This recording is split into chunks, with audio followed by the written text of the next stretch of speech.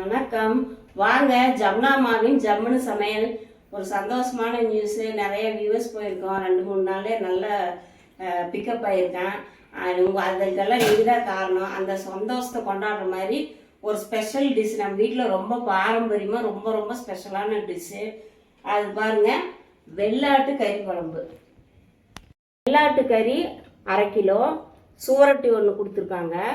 தேவையான பொருட்கள் வந்து சின்ன வெங்காயம் 1 கப்பு, பூண்டு ஒரு 2 கட்டி பூண்டு, 1 இன்ச்சு 1 விரல் அளவுக்கு நீளமுள்ள இஞ்சி, கருவேப்பிலை தழை, கொத்தமல்லி தழை, தேங்காய் 1/2 மூடி போட்டால் ரொம்ப இதாக இருக்கும், அதனால் 1/4 மூடி, 2 ஸ்பூன் கொத்தமல்லி தூள், மஞ்சத்தூள், மசாலா அரைக்கிறதுக்கு குருமிளகு 2 ஸ்பூனு, ஜீரகம் 1 ஸ்பூனு, ஏலக்காய் 2, கசகசா 1 ஸ்பூனு, பட்டை 2, கிராம்பு 2, வரமிளகா 5-6 காரத்துக்கு தகுந்த மாதிரி போட்டு. மட்டன் குழம்புக்கு 3 விதமான மசாலா அரைக்கணும்.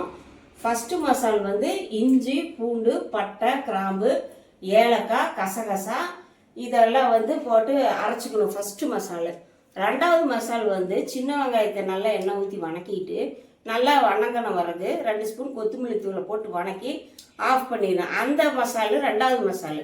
3வது மசாலா என்னன்னா தேங்காய், வரமிளகா, ஒரு 5-6 கருவேப்பிலை தழை போட்டு வறுத்து தனியாக எடுத்து அதை அரைச்சி வச்சுக்கணும்.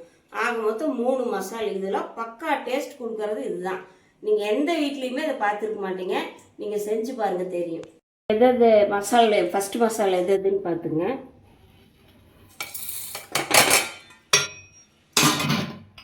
ரெண்டு கட்டி பூண்டு,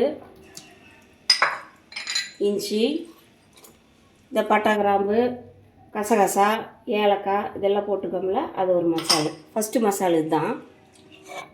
மசாலா அரைச்சிட்டோம். 2வது மசாலுக்கு வந்து கொஞ்சோண்டு கல்லெண்ணெய் ஊற்றுறேன். ஊற்றிட்டு சின்ன வெங்காயம் 200 கிராம் இருக்கும், கொட்டுறேன், வணக்கிறேன்.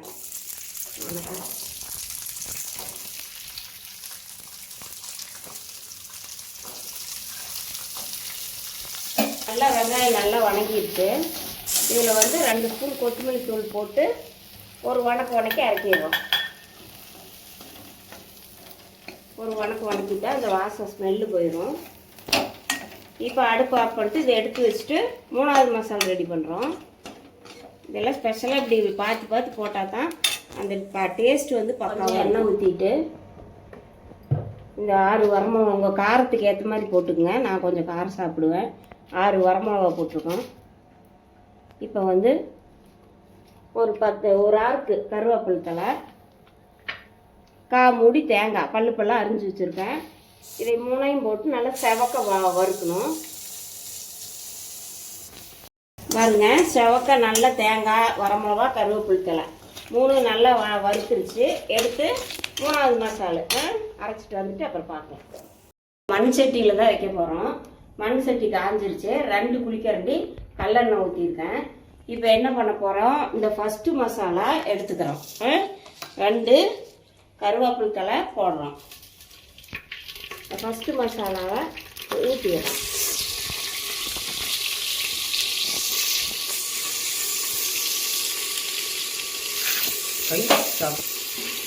மசாலாவை எண்ணெயில் நல்லா வணக்குறோம். சரியா, நல்லா வணங்கணும்.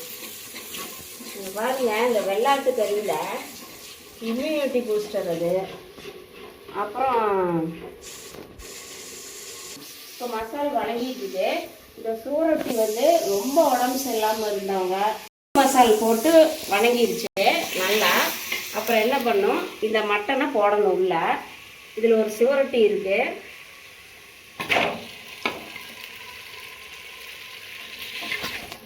என்ன பேசிட்டு இருக்கேன்.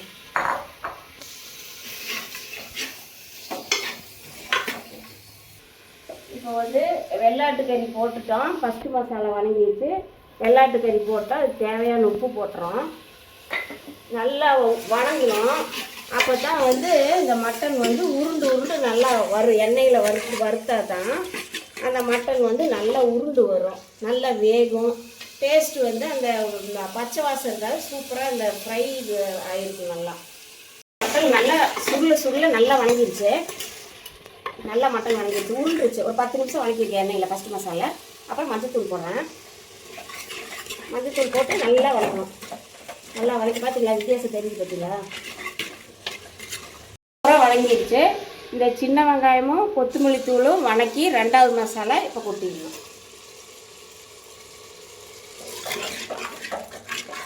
மறுபடியும் வணங்கணும், நல்லா வணங்கணும். பாருங்க இது எவ்வளோ தூரம் நம்ம இது பண்ணுற பாருங்க, எவ்வளோ நல்லா வச்சுருக்கோம் பாருங்க.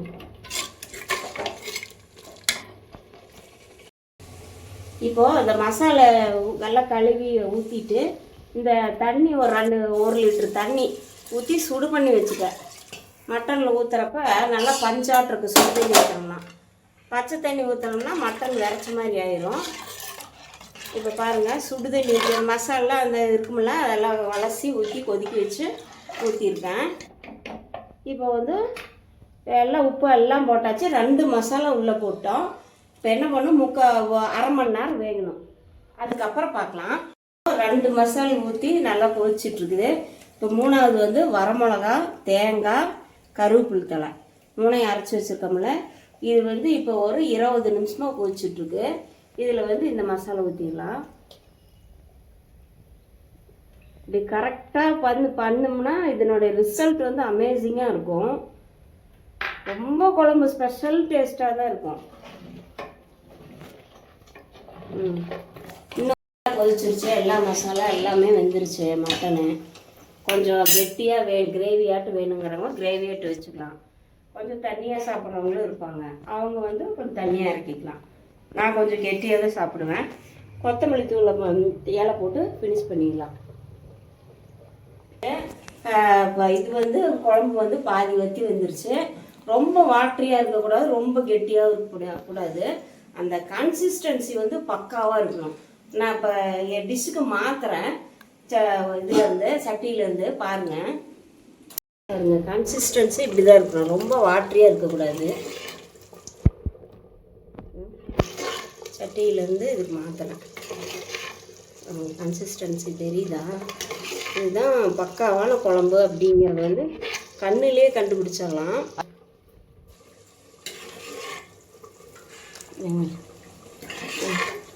சரி, நின்றுட்டுங்க மாற்றியாச்சு. நான் சாப்பிட்டு காமிச்சு போகிறேன்.